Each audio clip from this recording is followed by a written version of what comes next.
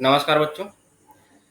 तो हम लोग लगा रहे थे बेटा संजीव दयाल की बुक से लिमिट का क्वेश्चन लगा रहे थे। ठीक है, तो यहाँ तक आपने देखा कि इसमें बहुत ही कंसेप्चुअल क्वेश्चन है, बहुत ही बारीक बारीक चीज़ों पे ध्यान दिया गया है ना। जैसे इसके पहले वाले सवाल में हम लोगों ने अभी तक कहाँ तक कंप्लीट किया बेटा, 10 तक कंप्लीट कर लिया है। ठीक है, तो अब हम लोग करेंगे कहाँ से, 11 से करेंगे। ये पूरा 10 का देखा था मैंने सॉल्यूशन। सोचो कितनी बारीक चीज़ों का ध्यान रखा गया है ना। तो ये बुक बहुत ही अच्छा लिखा गया है बेटा। ठीक है, मैं तो बोलूँगा आप ज़रूर इसकी प्रैक्टिस करो एक बार, है ना, अगर आप जेई मेंस एडवांस की तैयारी कर रहे हो तो। ठीक है, तो चलिए हम लोग करते हैं बेटा क्वेश्चन नंबर 11 से। ठीक है,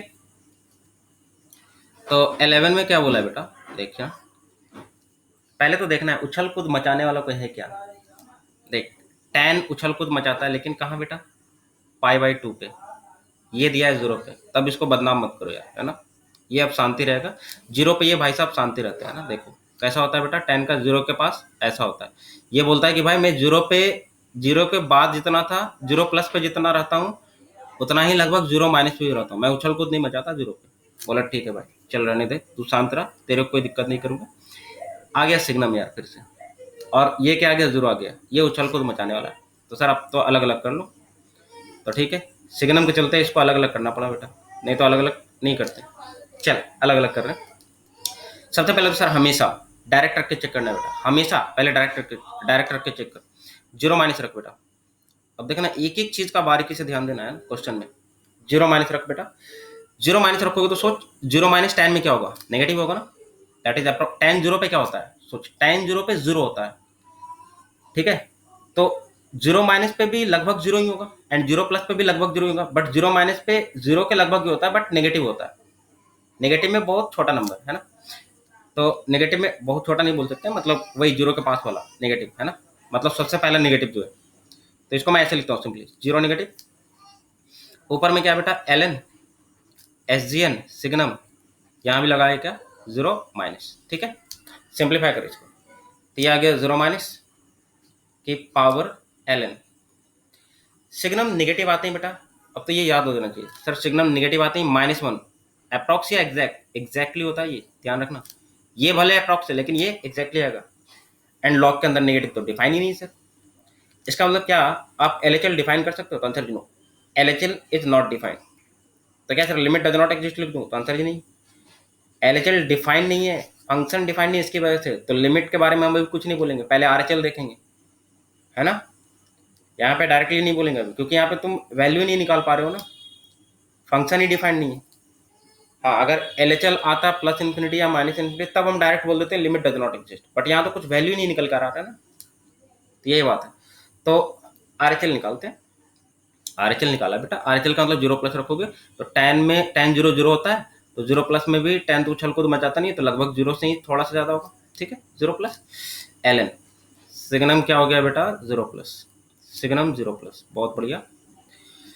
अब देख बेटा ये क्या आएगा, सिंप्लीफाई करोगे तो 0 plus ln signum 0 plus, signum में पॉजिटिव आते हैं ना सर, ये एग्जैक्टली 1 होता है, एग्जैक्टली, है ना, ये ध्यान रखना। ये अप्रोक्सीमेटली 0 है, बट ये एग्जैक्टली 1 है, ये ध्यान रखना। तो दैट इज इक्वल टू कितना आएगा बेटा, 0 प्लस ln 1 एग्जैक्टली 0 आएगा, एग्जैक्टली, है ना, क्योंकि ये अप्रोक्सीमेटली था। अब सोच ये डिटर्मिनेट फॉर्म या इनडिटर्मिनेट फॉर्म। सर अगर ये 0 अप्रोक्सीमेटली होता, ये भी 0 अप्रोक्सीमेटली होता, मतलब 0 की तरफ जा रहा होता, ये 0 की तरफ, तो ये इनडिटर्मिनेट फॉर्म है। मगर इसमें से कोई भी बेटा, इसमें से अगर कोई भी एक, ये मान ले परफेक्टली 0 आ जाता है ना, एग्जैक्ट 0 आता है, और ये 0 के अप्रोक्स आता है, तो इसका रिजल्ट क्या आएगा, इसका रिजल्ट एग्जैक्ट 0 होगा, इसके हिसाब से होगा। ये बोलेगा भाई साहब मैं एग्जैक्टली 0 हूँ, तो मुझे कितना बार भी पावर रखो, एग्जैक्ट 0 की पावर कितना भी रख बेटा, एग्जैक्ट 0 की पावर 2 रखेगा तो 2 बार मल्टीप्लाई करेगा, एग्जैक्ट 0 की पावर कितना भी रख दूँ अप्रॉक्सीमेटली, वो रिजल्ट इसी के हिसाब से होगा, 0 होगा। अच्छा, तो सर ऐसा होगा तो 0, कभी कभी ऐसा आ जाएगा मान ले, तो ये डिटर्मिनेट फॉर्म है, ये समझना है। इनडिटर्मिनेट कौन सा, ऊपर वाला, कभी कभी ऐसा आएगा ऊपर वाला एग्जैक्टली 0 आ जाएगा। ठीक है, तो किसी भी नंबर की पावर 0 होता है तो वो क्या होता है बताओ, 1 होता है। अब भले ही ये अंदर जीरो है बट ये एग्जैक्टली जीरो नहीं है, ये एग्जैक्टली जीरो है। बोल रहा है, ये बोलेगा कि भाई मैं एग्जैक्टली जीरो हूं, मेरे हिसाब से रिजल्ट लिख। तो इसके हिसाब से रिजल्ट क्या है, किसी नंबर की पावर क्या होगा, 0 इक्वल टू 1। तो जब भी ऐसा आएगा तो ये 1 लिखना। तो ये डिटर्मिनेट फॉर्म है, ये भी डिटर्मिनेट फॉर्म है। कोई बोल दे सर 0 की पावर 0, एग्जैक्ट 0 की पावर एग्जैक्ट 0, तो तुम निकाल पाओगे क्या? ये बोलेगा मैं 1 हूँगा, ये बोलेगा मैं 0 की तरफ ले जाऊंगा, तो क्या लिखोगे? तो इसको हम निकाल नहीं सकते। नॉट डिफाइंड, यहाँ पे फंक्शन इज नॉट डिफाइंड। अगर ऐसा आ जाता तो हम कुछ भी नहीं बता सकते इसमें। इसमें बता सकते हैं हम, इसमें बता सकते हैं, और इसमें बेटा, इसमें तो कुछ भी हो सकता है वैल्यू। इसमें ऐसा नहीं कि नहीं बता सकते, इसमें कुछ भी हो सकता है।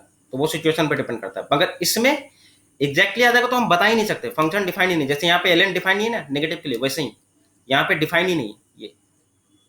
तो ये क्लियर होना चाहिए कंसेप्ट। तो अब सोच के बताओ यहाँ पे क्या होगा। तो यहाँ पे नीचे अंदर वाला जो है वो अप्रोक्सीमेटली है, जबकि ये है एग्जैक्टली है।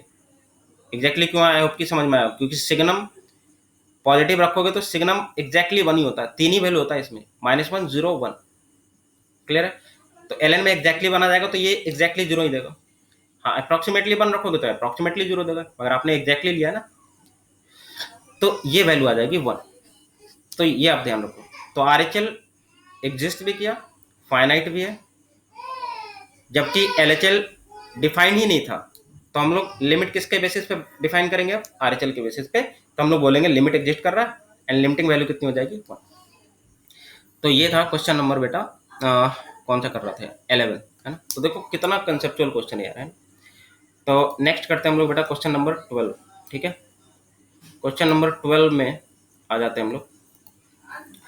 12 में क्या बोला है बेटा, देख यहाँ पे ln x है। अब देख यहाँ पे ये उछल कूद मचाने वाला तो नहीं है, लेकिन ये बोलेगा भाई जीरो नेगेटिव हमको पसंद नहीं है ना। तो नेगेटिव पसंद नहीं, मतलब 0 - तू नहीं रख सकता। तो जब 0 - रख ही नहीं सकता तू, तो इसका मतलब तुम LHL फिर से नहीं निकाल पाओगे। तो यहाँ पे LHL इज नॉट डिफाइंड, है ना, मतलब डज नॉट एग्जिस्ट नहीं है, नॉट डिफाइंड मतलब LHL निकाल ही नहीं सकते हम।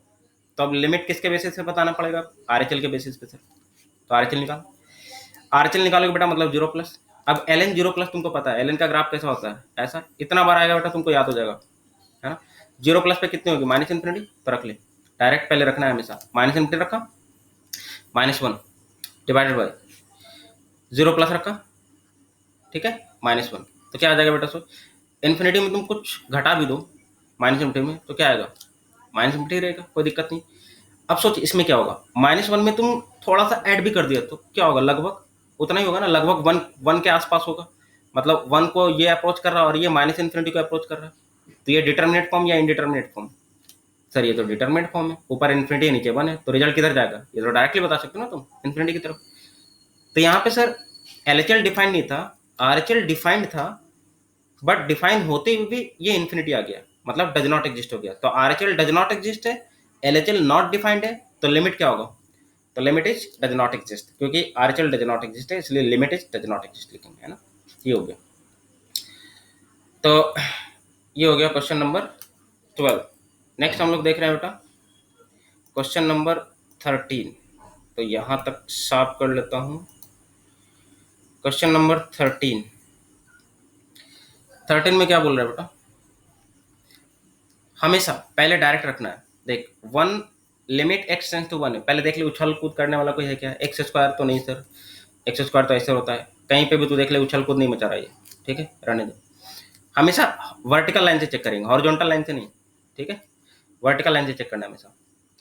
और कौन सा है बेटा यहाँ पे x तो भाई सिंपल सा होता है, बोलता है भाई मैं तो स्ट्रेट रहने वाला हूँ, 5 तो कांस्टेंट है, कोई दिक्कत नहीं, पहले डायरेक्ट रख के चेक करते हैं, है ना। क्योंकि LHL RHL अलग से निकालने की जरूरत नहीं, क्योंकि कोई उछल कूद मचाने वाला है ही नहीं यहाँ पे, तो डायरेक्ट रख लो। 3 × 1 का स्क्वायर कितना आएगा बेटा, 3 + 4 × 1 कितना आएगा, 4 + 5, 5 और 9 3 12। तो ये तो सिंपल सा है, डिटर्मिनेट फॉर्म है, इनडिटर्मिनेट है ही नहीं कुछ, तो रिजल्ट लिख लेंगे क्या, 12। इसका मतलब ये हुआ कि LHL भी 12 आएगी, RHL भी 12 आएगी। इसका मतलब ये हुआ कि हमने दोनों की वैल्यू एक साथ निकाल ली, अलग अलग निकालने की जरूरत नहीं है। तो लिमिट की वैल्यू क्या आएगी, 12 आएगी। तो आई होप कि ये पूरा सिचुएशन बेटा आपको क्लियरली समझ में आएगा। तो आज 13 तक ही रहने देते हैं, फिर नेक्स्ट मिलेंगे हम लोग 14 के साथ।